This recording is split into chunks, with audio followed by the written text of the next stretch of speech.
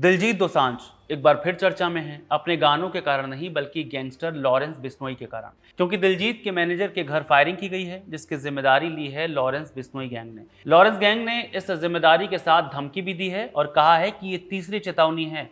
आपको बता दें कि ये घटना हरियाणा के करनाल में गोंदर गांव की है, जहां दिलजीत के मैनेजर गुरप्रताप ने फार्म हाउस बना रखा है। दरअसल इस मामले की शुरुआत तब हुई जब सोशल मीडिया पर एक पोस्ट वायरल हुई। इस पोस्ट में बिश्नोई गैंग के गुर्गों टाइसन बिश्नोई, आरजू बिश्नोई और हरी बॉक्सर ने दावा किया कि उन्होंने ही करनाल में मैनेजर के घर के बाहर गोलियां चलाई हैं। उन्होंने इस हमले में ऑस्ट्रिया में बने हथियारों का इस्तेमाल करने की बात कही है। हैरान करने वाली बात यह है कि गैंग ने साफ तौर पर कहा है कि यह हमला किसी फिरौती या पैसे की वसूली के लिए नहीं किया गया है। गैंग का आरोप है कि दिलजीत की टीम या उनके बैंड से जुड़ा एक कर्मचारी महिलाओं का शोषण कर रहा है। उनके पोस्ट के मुताबिक हाल ही में हुए एक ऑस्ट्रेलिया दौरे के दौरान पंजाब की एक महिला को कथित तौर पर प्रताड़ित किया गया और फिर उसे वहीं अकेला छोड़ दिया गया। बिश्नोई गैंग का दावा है कि उन्हें अन्य महिलाओं से भी इसी तरह की शिकायतें मिली हैं, जिनमें सिंगर के बैंड से जुड़े लोगों पर अश्लील आचरण के आरोप लगाए गए हैं।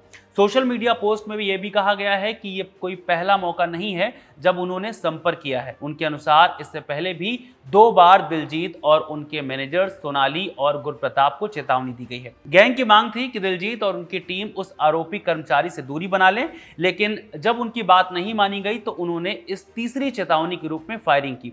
गैंग ने यह भी कहा है कि वे अभी तक इसलिए रुके हुए थे क्योंकि दिलजीत अंतर्राष्ट्रीय स्तर पर देश का प्रतिनिधित्व करते हैं, लेकिन अगर उनकी मांगें नहीं मानी गई तो वो और भी गंभीर कार्रवाई करेंगे। उन्होंने धमकी दी है कि वे आरोपी को बेनकाब करेंगे और उन लोगों के घरों में घुसेंगे जो उनका समर्थन करना जारी रखेंगे। हालांकि जहां एक तरफ बिश्नोई गैंग हमले का दावा कर रहा है, वहीं दूसरी तरफ पुलिस और स्थानीय लोगों की कहानी कुछ और ही है। करनाल के निसिंग थाना के एसएचओ कृष्ण कुमार के मुताबिक जब पुलिस की टीमें, जिसमें स्पेशल टास्क फोर्स और सीआईए भी शामिल थी, मौके पर पहुंची तो उन्हें फायरिंग का कोई सबूत नहीं मिला।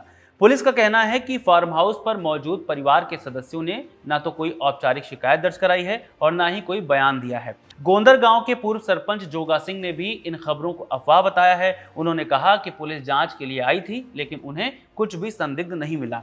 शुरुआती कुछ रिपोर्टों में यह भी कहा गया था कि मौके से 2 खाली कारतूस बरामद हुए हैं और दीवार पर गोलियों के निशान भी देखे गए हैं, लेकिन पुलिस ने आधिकारिक तौर पर इन बातों की पुष्टि नहीं की है। पुलिस का कहना है कि वे सोशल मीडिया पर मिली धमकियों और जमीनी हकीकत दोनों पहलुओं की जांच कर रहे हैं। फिलहाल एहतियात के तौर पर फार्म हाउस के आसपास सुरक्षा बढ़ा दी गई है और मामले की गहराई से तफ्तीश की जा रही है ताकि सच का पता चल सके। इस घटना से दूर दूसरी ओर इस मामले में राजनीति भी शुरू हो गई है। आम आदमी पार्टी ने सीधा भाजपा पर हमला बोला है और एक्स पर पोस्ट कर लिखा है, पहले तो भाजपा ने पंजाब के कलाकार के इस्तेमाल को सोचा, लेकिन जब उसने मना किया तो बिश्नोई गैंग ने उसके मैनेजर पर हमला करवा दिया। भाजपा सरकार लॉरेंस बिश्नोई को पूरी तरह से प्रोटेक्ट कर रही है, ये बात आम आदमी पार्टी ने कही है। आपको बता दें कि आम आदमी पार्टी का यह हमला उस पोस्ट का जवाब है जिसमें दिलजीत के भाजपा में शामिल होकर पंजाब चुनाव लड़ने की बात है। फिलहाल इस पूरे मामले के पीछे क्या है, भविष्य में तय होगा। मेरा नाम है रविशंकर। इस पूरे वीडियो को रिकॉर्ड किया है आनंद ने। शुक्रिया।